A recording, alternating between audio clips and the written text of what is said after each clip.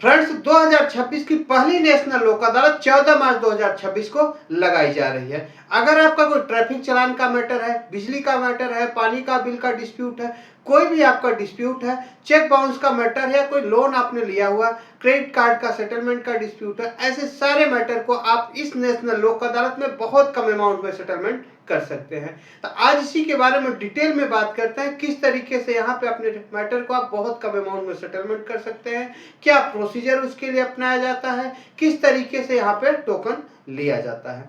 Friends, मैं हूं advocate Pradeep Pandey और आप देख रहे हैं आपका अपना यूट्यूब चैनल कानूनी बात।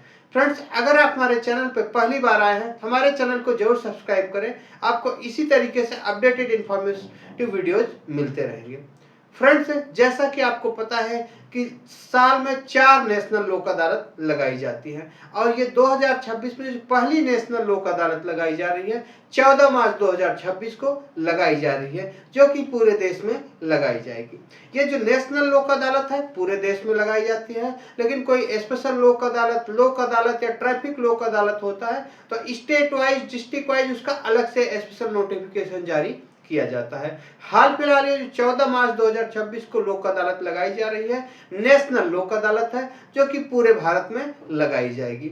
मार्च का ये दूसरा शनिवार होता है। हमेशा जो नेशनल लोक अदालत होती है सेकंड सैटरडे को लगाई जाती है, क्योंकि सेकंड सैटरडे को बहुत सारे ऑर्गेनाइजेशन होते हैं, बंद होते हैं, तो इसलिए नेशनल लोक अदालत का मकसद होता है ज्यादा से ज्यादा लोगों को इसका बेनिफिट मिले।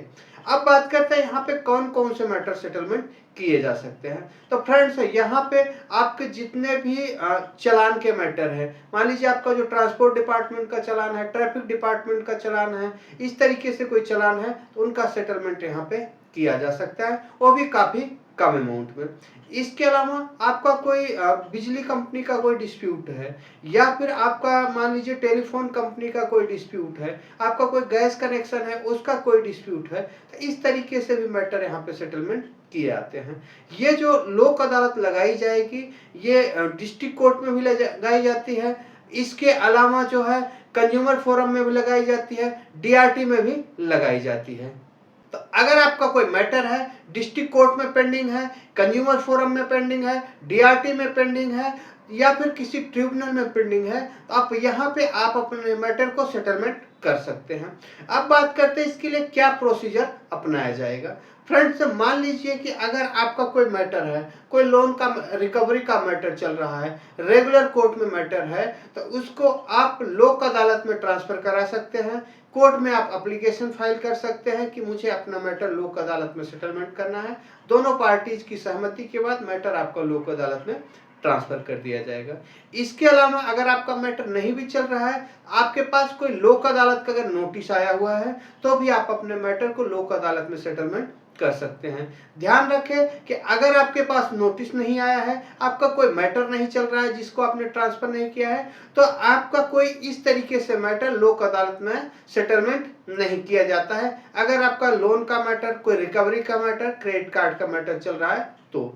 हाँ, अगर आपका कोई मैटर है ट्रैफिक चालान से रिलेटेड मैटर है, तो उसके लिए अगर आपके पास नोटिस नहीं भी आया है तो आप एप्लीकेशन लगा के या फिर उसका अपॉइंटमेंट लेके आप वकील साहब के जरिए अपने मैटर को सेटलमेंट कर सकते हैं। उसके लिए कोई भी नोटिस की रिक्वायरमेंट नहीं होती, उसका प्रोसीजर होता है। जैसा कि दिल्ली का अगर मैटर है तो वहां पे आपको लोक अदालत का टोकन लिया जाता है।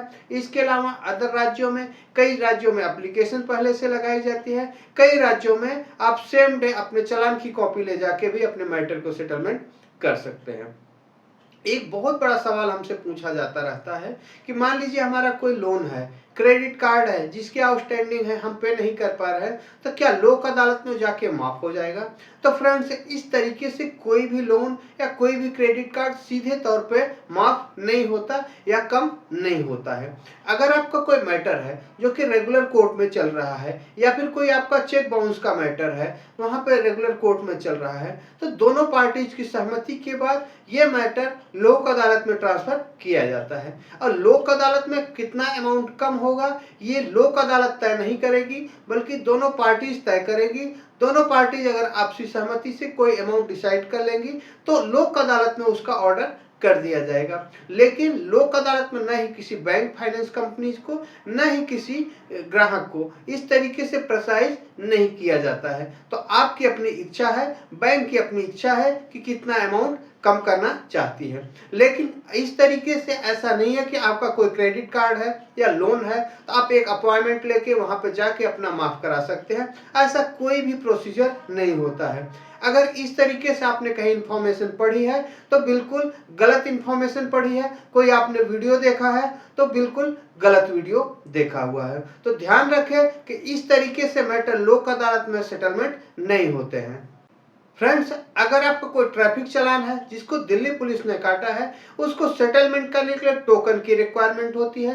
बिना टोकन के आप सेटलमेंट नहीं कर सकते हैं। टोकन कैसे जनरेट किया जाता है इसका डिटेल वीडियो ऑलरेडी हमने चैनल पे डाल रखा है, जहां पे जाके आप देख सकते हैं और अपने मैटर को आसानी से सेटल कर सकते हैं। अगर आपको ट्रैफिक चालान से रिलेटेड या फिर किसी मैटर पे आपको हेल्प की रिक्वायरमेंट है तो आप हमारे दिए गए वेबसाइट पे जाके हमसे कॉन्टेक्ट कर सकते हैं। हम कोशिश करेंगे आपको जल्द से जल्द जवाब देने के लिए। अगर आपका कोई सवाल है, कोई सुझाव है तो आप हमें कमेंट्स करके पूछ सकते हैं। हमारी कोशिश रहेगी हम आपको जल्द से जल्द जवाब देंगे या फिर उस टॉपिक पे जल्दी से जल्दी वीडियो बनाएंगे। उम्मीद करता हूँ फ्रेंड्स आपको समझ आ गया होगा किस तरीके से आप अपने मैटर को लोक अदालत के जरिए सेटलमेंट कर सकते हैं। धन्यवाद।